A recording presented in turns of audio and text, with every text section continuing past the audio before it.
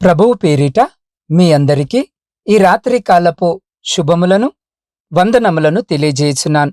ప్రియులారా, ఈ సమయములో ఈ వాక్యము వినుచున్న మిమ్ములందరినీ ప్రేమపూర్వకముగా ఈ రాత్రి కాలపు వాక్య ధ్యానములోనికి ఆహ్వానించున్నాను.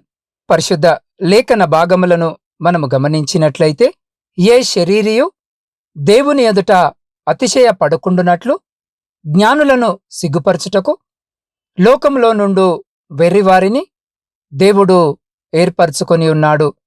కొరింథీలకు రాసిన మొదటి పత్రిక 1వ అధ్యాయము 27వ వచనం. ప్రియ సహోదరి సహోదరులారా, చదవబడిన లేఖన భాగములను మనము గమనించినట్లయితే దేవుడు బలహీనులను వాడుకుంటాడు. సాధారణముగా మన బలమును, మనకున్న తలాంతులనే దేవుడు వాడుకుంటాడని తలస్తూ ఉంటాము. కాని దేవుడు దానికి వ్యతిరేకముగా మీ బలహీనతలను కూడా తన మహిమ కొరకు వాడుకుంటాడు. ప్రియులారా, ఏ శరీరియు దేవుని ఎదుట అతిశయ పడకుండునట్లు జ్ఞానులను సిగ్గుపరచుటకు లోకములో నుండు వెర్రివారిని దేవుడు ఏర్పరచుకొని ఉన్నాడు. బలవంతులైన వారిని సిగ్గుపరచుటకు లోకములో బలహీనులైన వారిని దేవుడు ఏర్పరచుకొని ఉన్నాడు. ఎన్నికైన వారిని వ్యర్థము చేయుటకు లోకములో నీచులైన వారిని, తృణీకరింపబడిన వారిని, ఎన్నికలేని వారిని దేవుడు ఏర్పరచుకొని ఉన్నాడు. ప్రియులారా, బలహీనత అనేది పాపము కాదు, వ్యసనము కాదు. శారీరకంగా అంగవైకల్యము, దీర్ఘకాల రోగము, సహజమైన శక్తిహీనత, దౌర్బల్యత్వము కావచ్చు, లేదా ఉద్రేకపరంగా తీవ్ర ఆవేశము వలన కలిగిన మానసిక గాయము కావచ్చు, లేదా ఉద్రేకపరంగా తీవ్ర ఆవేశము వలన కలిగిన మానసిక గాయము కావచ్చు. ఈ బలహీనతనే ముల్లు అని పిలుస్తున్నారు పౌలుగారు. ప్రియులారా, ఒకవేళ పాపమునకే బలహీనత, పొరపాటు, తప్పు అనే పేర్లు పెట్టుకున్నా అది పాపము కాకుండా పోదు. విషము కలిగి ఉన్న సీసాపై అమృతము అని వ్రాసినంత మాత్రాన అది విషము కాకుండా పోదు కదా. అలాగుననే పాపమును బలహీనత అని పిలిచినంత మాత్రాన అది పాపము కాకుండా పోదు. బలహీనత అనుకొంటున్న ఏ పాపమైనా సరే ప్రభు సన్నిధిలో ఈ రాత్రి ఒప్పుకో. శరీర బలహీనతలు దేవుడు మనలను వాడుకోవడానికి అడ్డురావు. నిజము చెప్పాలంటే మన బలహీనతలయందే ఆయన శక్తి పరిపూర్ణమవుతుంది. మనమేమో శారీరక బలహీనతలను చూసి కృంగిపోయి ఇంతగా ప్రార్థించినా ఈ బలహీనతను దేవుడు ఎందుకు తీసివేయడము లేదని దేవుని మీద సనిగే ప్రయత్నము చేస్తున్నాం. అది పాపము. ఆ పాపమే దేవునికి మరింత దూరము చేస్తుంది. ప్రియులారా, మీ బలహీనతలు ప్రమాదవశత్తు కలిగినవి కావు. దేవుడు ఉద్దేశపూర్వకంగానే మీ జీవితము ద్వారా తన శక్తిని తెలియజేసే ఉద్దేశముతో వాటిని అనుమతించాడు. సామాన్యమైన వారి ద్వారా, లోపము గల వారి ద్వారా అసాధారణమైన కార్యాలు చేయడానికి దేవుడు ఇష్టపడతాడు. నీ బలమును ఎప్పుడు దేవుడు బలముగా ఎంచడు. ప్రియులారా, గిద్యోను 32,000 మందిని సైన్యములో చేర్చాడు. కాని దేవుడు వారిని 300 మందికి తగ్గించాడు. ప్రియులారా, 1850వ సంవత్సరం జనవరి 6వ తారీఖు ఇంగ్లాండ్ దేశము మంచు తుఫాను వలన ఇబ్బంది పడింది. ఆ మంచు తుఫానులో చిక్కుకున్న ఒక యవనస్తుడు తనను కాపాడుకొనుటకు పక్కనే గల దేవాలయంలోనికి పరిగెత్తాడు. అక్కడ సాయంకాలపు ఆరాధన జరుగుతుంది. బోధకుడు లేనందున సంఘ సభ్యులలో ఒకరైన టైలర్ ఆరాధనను నడిపిస్తున్నాడు. ఆయన సందేశం ప్రారంభించాడు. ఆయన మరలా సెలవిస్తున్న ఒక కార్యము, నా వైపు చూడండి, అప్పుడు మీరు రక్షించబడతారు అన్నదే.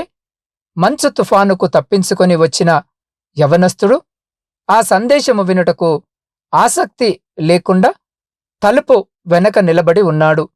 ప్రియులారా, టైలర్ ప్రసంగ పీఠము నుండి ఆ యవనస్తుని చూసి, యవనస్తుడా, యేసు వైపు చూడు అని చెప్పాడు. ఆయన చదవరి కాదు, గొప్ప ప్రసంగి కాదు, ఒక సాధారణమైన వ్యక్తే కాని పరిశుద్ధాత్మచేత నిండినవాడుగా గొప్ప ప్రసంగము చేశాడు. ప్రియులారా, ఆ ప్రసంగము ఆ యవ్వనస్తుణ్ణి మిక్కిలి కదిల్చివేసింది. యేసు వైపు చూడుము అనే స్వరము ఆయన హృదయములో చిన్నగా మ్రోగుతూ ఉంది. వెంటనే ఆ యవ్వనస్తుడు యేసు వైపు చూశాడు. పరిశుద్ధాత్మచేత అభిషేకించబడ్డాడు. ఆ యవ్వనస్తుడు ఎవరో తెలుసా? ఆయనే సిహెచ్ స్పర్జన్. తరువాత దినాల్లో ప్రసంగ పరిచర్యలో దేవుని చేత బహుబలముగా వాడబడి ప్రఖ్యాతిగాంచిన ప్రసంగికునిగా క్రైస్తవ లోకములో ఉన్నాడు. ఒక చదువు లేని టైలర్ని దేవుడు దేశం యొక్క గొప్ప సేవకుడైన స్పర్జను లేపుటకు వాడుకున్నాడు. అలాగుననే యేసు క్రీస్తుతో పరిచర్య చేసిన ఆయన యొక్క శిష్యులలో అనేకులు చదువులేని వారిగా ఉండినా చేపలు పట్టే జాలరులే. ఈ సమయంలో ఈ వాక్యము వినుచున్న ప్రియ సహోదరి, సహోదరుడా, దేవుడు తన పని చేయుటకు తెలివిగల వాళ్లను, అనుభవము గల వాళ్లను మాత్రము ఎంచుకొనలేదు, సాధారణమైన వాళ్లను కూడా ఎంచుకుంటున్నాడు. ఈలాగు సామర్థ్యము లేని, అర్హత లేని, చదువులేని, లోకము చేత పిచ్చివాళ్లుగా ఎంచబడిన యవనస్తులను కూడా దేవుడు ఏర్పరచుకొని తన మహిమార్థమై వాడుకుంటున్నాడు. ఎందుకు అంటే సాధారణమైన వాళ్ల ద్వారా దేవుడు అసాధారణమైన కార్యములు చేయగలడు. ప్రియ సహోదరి, సహోదరులారా, దేవుడు ఎంచుకొనిన సాధారణమైన వ్యక్తిగా మీరు కూడా ఉండగలరు. దానికి మీరు సిద్ధమేనా? అట్టి రీతిగా మన జీవితాలను సిద్ధపరచుకొనుటకు అట్టి కృప, ధన్యత దేవుడు ఈ సమయంలో ఈ వాక్యము వినుచున్న మీకును, మీ కుటుంబమునకును, మరియు మీ ప్రియులగు వారికి ఇప్పుడు ఎల్లప్పుడు సదా ఎల్లకాలము దయచేసి మిమ్మలందరినీ ఆయన తన శక్తి కలిగిన రెక్కల చాటున భద్రపరిచి సంరక్షించి కాపాడునుగాక. ఆమేన్. ప్రార్థన. కృపా సత్య సంపూర్ణుడమైన మా ప్రియ పరలోకమందున్న పరమతండ్రి, మీ సజీవమైన నామమునకు స్తుతులు, స్తోత్రాలు, వందనాలను తెలియజేయుచున్నాం. దేవా, గడిచిన దినమంతా మా పనులలోనూ మా ప్రయాణాలలోనూ మీరు మాకు తోడుగా ఉండి ఈ క్షణము వరకు మమ్ములందరినీ మీ కృపగలిగిన రెక్కల చాటున సురక్షితముగా భద్రపరిచి సజీవులనుగా ఉంచినందుకే మీకే కృతజ్ఞత స్తుతులను చెల్లించున్నాం. దేవా, ఈ రాత్రి మీరు మీ వాక్యము ద్వారా మాతో సూటిగా మాట్లాడిన విధానానికే కృతజ్ఞతాస్తుతులను చెల్లించున్నాం. దేవా, మేమును మీ పరిచర్య చేయుటకు మా వ్యక్తిగత బలహీనతలను చూపకుండా మీ వాక్యానుసారము మా జీవితాలను సరిచేసుకొని మీ వాక్యాన్ని ప్రకటిస్తూ అనేకులకు మీ ప్రేమను పంచేవారిగా మమ్మలను వాడుకొనుమని మీ పాద సన్నిధిలో వేడుకొనుచున్నాం. దేవా, అబ్రహాము వంటి విశ్వాసము, విధేయత కలిగి మీ ఆశీర్వాదాన్ని పొందే భాగ్యము మాకివ్వండి నాయనా. అయా, అల్లరిని విడిచి సమాధానమును కోరుతూ, ద్వేషమును విడిచి ప్రేమను వృద్ధి చేస్తూ, పాపమును విడిచి పరిశుద్ధత కలిగి జీవిస్తూ మీకు మహిమను తెచ్చే బుద్ధి, జ్ఞానము మాలో ప్రతి బిడ్డకు దయచేయమని వేడుకొనుచున్నాం. దేవా, మాపై ఉన్న పాప శాపములు తొలగించి మీ నిత్య ఆశీర్వాదములకు పాత్రులను చేయమని మీ పాద సన్నిధిలో వేడుకొనుచున్నాం. దేవా, ఈ సమయంలో ప్రయాణాలు చేస్తున్న ప్రతి బిడ్డని జ్ఞాపకము చేసుకోండి నాయనా. బిడ్డల ప్రయాణంలో మీరు తోడుగా ఉండి క్షేమకరమైన, సురక్షితమైన ప్రయాణము బిడ్డలకు దయచేయమని వేడుకొనుచున్నాం. దేవా, ఈ సమయంలో శారీరక, మానసిక బలహీనతలతో బాధపడుతున్న బిడ్డల కొరకు ప్రార్థిస్తున్నాం. కరోనా వ్యాధి చేత బాధింపబడుతున్న బిడ్డలందరి కొరకును ప్రార్థిస్తున్నాం. దేవా, ప్రత్యేకముగా బిడ్డలందరినీ ఈ రాత్రి జ్ఞాపకము చేసుకుని మీ పరిశుద్ధమైన హస్తముతో ముట్టి సంపూర్ణ స్వస్థతను బిడ్డలకు దయచేయమని వేడుకొనుచున్నాం. దేవా, వ్యవసాయదారుల కొరకు ప్రార్థిస్తున్నాం. బిడ్డలు చేస్తున్న వ్యవసాయాన్ని ఆశీర్వదించి వారి సమస్తమును మీ కృపలో భద్రపరచమని వేడుకొనుచున్నాం. అయ్యా, పరీక్షల కొరకు సిద్ధపడుతున్న బిడ్డల కొరకు ప్రార్థిస్తున్నాం. పరీక్షలు రాస్తున్న బిడ్డల కొరకు ప్రార్థిస్తున్నాం. దేవా, బిడ్డలందరినీ మీ జ్ఞానము చేత నింపి వారు వ్రాసే ప్రతి పరీక్షలో బిడ్డలకు విజయము దయచేయమని వేడుకొనుచున్నాం. అయ్యా, ఉద్యోగాలు లేక ప్రయత్నాలు చేస్తున్న ప్రతి బిడ్డని జ్ఞాపకము చేసుకుని వారి ప్రతి ప్రయత్నాన్ని సఫలీకృతం చేసి ప్రతి బిడ్డకు ఉద్యోగము దయచేసి నీ బిడ్డలందరూ వారి జీవితాలలో స్థిరపడులాగున ఆశీర్వదించుమని వేడుకొనుచున్నాం. దేవా, కుటుంబ పోషణకై కుటుంబాలను వదిలి దూరదేశాలలో ఉద్యోగాలు చేసుకుంటున్న బిడ్డల కొరకు ప్రార్థిస్తున్నాం. అయ్యా, వారి కష్టార్జితాన్ని ఆశీర్వదించి వారిని వారి కుటుంబాలను మీ కృపలో భద్రపరచండి.